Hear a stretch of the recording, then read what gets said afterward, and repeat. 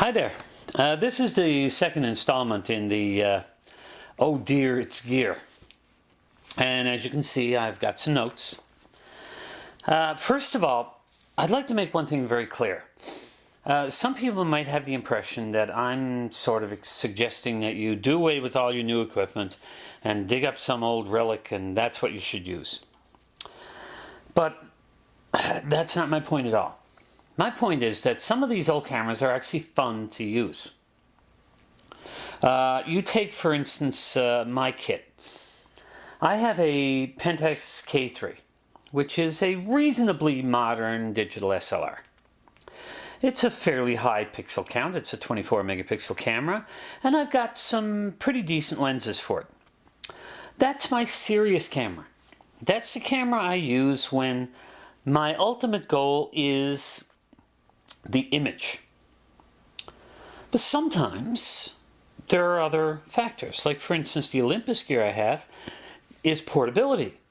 That's what I take if I'm going to travel somewhere and I don't want to have to carry around a lot of camera gear. I can put an entire usable kit down in one end of a carry-on bag and have the rest of the bag filled with clothing. So it's compact, it's lightweight, I can carry it around all day, I don't get tired. So where does this old relic come in? Well, first of all, this lens is a 28mm f2.8 XR Recanon lens. I'm not sure exactly when it dates from, but it's around 1980. This is the exact same lens as the one that is shooting this video right now. My Panasonic Lumix G2 camera has an adapter, and on that adapter is mounted another identical Recanon XR 28mm lens. So, what's the allure of that? Well, think about one of my videos a while back talked about the old cameras that had an aperture ring and a shutter speed dial, and how modern Fujis have really done a good job of emulated that old system. Well, now in order to set the aperture, I have to move the aperture ring. And I may not have a shutter speed dial, but my little wheel at the back now, unless I push a button, it only controls shutter speed. So basically this camera now works much like my old K1000 did. I have to manually focus. I have to then manually set the exposure by one of a couple of different methods. So I'll use one method here now, and it's telling me it's -3, so I have to reduce my shutter speed until I get down to 0, in which case I'm now ready to take the picture. Very much like I would have had to have done with the old K1000. So that's the allure of this. Now, it took a little setting up. There are two menu selections in here that I had to use. One allowed me to use a lens without an A position on the aperture ring. This one does not have that. And the second one made sure that this depth of field preview that's right here around the on-off switch actually did a physical depth of field. And that way it would meter as stop-down metering. So there you go. Now you might say, well, I still don't get it. Okay, think of this analogy for a moment. Let's say that you own a 1960s sports car, like an old British MG. So you've got a nice MGB. Now, let's take a look at performance. That MGB is going to be slower than pretty much 90%, oh no, more than that, 99% of the so-called econo boxes that are on the road right now. I mean, it's going to be shockingly slow. Cornering, handling, braking, it's not going to keep up with an economy car. So you say, what's the point? And the point is the involvement that you have with it. That car has a manual choke. You actually have to pull out a choke lever in order to get some extra fuel into the engine so it will start.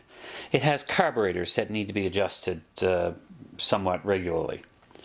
Many of them, if you have an MG Midget, it has a non-synchronized first gear, so you've got to learn how to double clutch to downshift.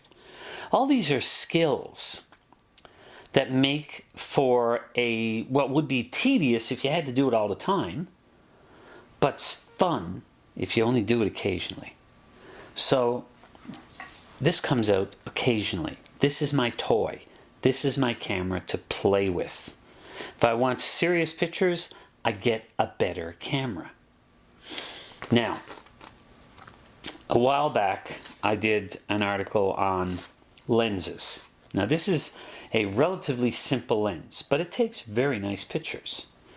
It doesn't do half bad as a video lens either.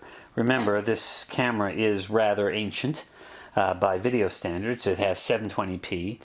It was the first of the G series, not GH, but G series Lumix cameras to actually have video. The G1 did not. So, by video standards, it's fairly crude, so you can't blame it all on the lens. But the lens works quite well. So, what is it about lenses these days, and what's the big difference? Well, I could go through a description of how I set up that camera for manual focus lenses, but I'm not going to. I already did a video on that. It was my second video in my video series. So if you want to go way back to January 2016, you will find that article. And if you have any questions, ask them then. I can't tell you how Nikon works. I can't tell you how Canon works, for the simple reason that, well, I don't have Nikon. I don't know all the nuances of Nikon. I know that Nikon have kept the same lens mount, but I know that there are certain incompatibilities. Pentax, luckily, has no such incompatibilities. The only warning to you, if you see a Ricoh lens that says it's a P series lens, do not put that on your Pentax camera. It can get jammed, because it actually gets jammed on the autofocus peg. So that's the only warning. Other than that, these XR lenses are excellent. All of the Pentax original series K-mount lenses, all of the M series, which are more compact, all of the A series, which are even better because they do have an A setting on the aperture ring, so you can actually use program and aperture priority and shutter priority and manual. You can use all those different things on those lenses, but all of them you have to manually focus. So let's forget that for now. What's the big deal about the new lenses?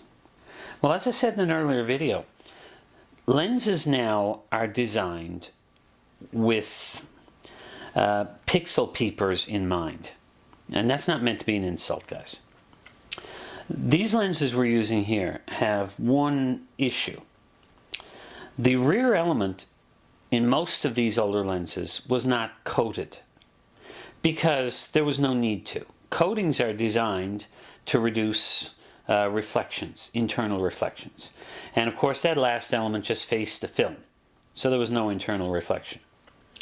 Nowadays it faces a rather shiny digital sensor. So sometimes we can get a certain amount of masking flare and ghosting because that rear element is not coated. That's why some companies, for instance, like Sigma, have two different designations. One for lenses that are digital, as in APS-C lenses, and the other which are digital but are full frame but have that rear coating so that they don't produce this internal reflection. So that's one thing. The other thing is that modern lenses with their autofocus mechanisms, and sometimes for Nikon, Canon, and other companies, there could also be image stabilization built into the lens. There are focus motors in the lens, all of these different things in the lens. So the lenses are huge. Add on to that, you know, I've got this is not a 51.4, but my 51.4 is about the same size as this. Now you say, what? I mean, I looked at a 51.4 Sigma, and it was this long and had a 60-odd millimeter filter ring on it. Yes, it did. It has more internal elements. It's got exotic glasses in there. It's got all sorts of things to reduce aberrations and to get rid of all of the distortions and so on that may still exist in an older lens like this. But I think it was Mike Brown that probably put it best. He talked about the fact that lenses can actually be too sharp. You can have images that don't look real anymore. He likened it to something like a 4K OLED TV. It sounds like a wonderful idea, but you look at it, and some people it actually bothers them. Some people it gives them a headache because the real world doesn't look that sharp. Our eyes, in normal viewing of the world around us, do not detect the level of detail that they do staring at one of those big screens. So maybe, just maybe, for some people at least, lenses can be a little bit too sharp. Now, I know that sounds silly. Everybody's looking for sharpness, sharpness, sharpness. But can we just get off that particular train right now and just think about getting a good image, getting an image that has impact, not just because it's technically perfect, but because it says something, because it shows something, because there is a point to that image. And I think that's the thing. And like I said, I have all these notes, I'm not following them really, but what I said about lenses and what I said about cameras and my analogy of the sports car still holds true. If I were a professional photographer, if I were making my living taking pictures, then I would be extremely concerned with having the absolute best possible equipment to get the absolute sharpest images as quickly and as efficiently as possible. So would I even bother to pick this up? No. But I'm not a professional photographer. Yes, I've shot a few little jobs for pay, but that's not my living. And 90% of my photography, I get paid nothing for. My only payment is the fact that some people like the images.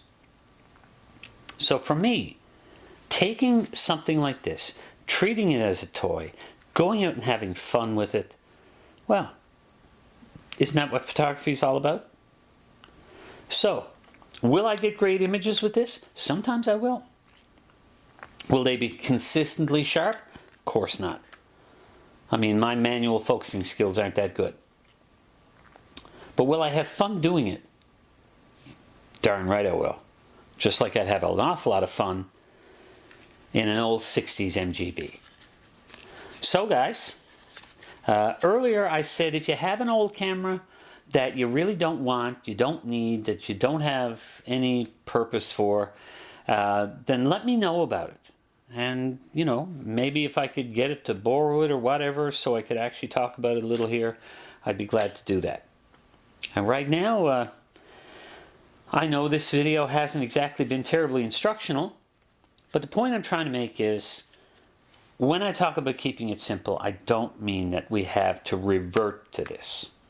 All I mean is that if you have something like this sitting around, then make some use of it.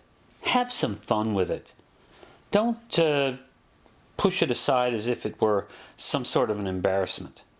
I'm not the least bit embarrassed by taking out this camera. Because even the people who know it, if they are, well, if they actually think less of you because you have a lesser camera, then they really don't know much about photography, do they? So, if you like this video, give me a like. If you want to see more of my videos, subscribe. And of course, if you think anybody's going to get anything from this particular rant, just share it. Bye for now.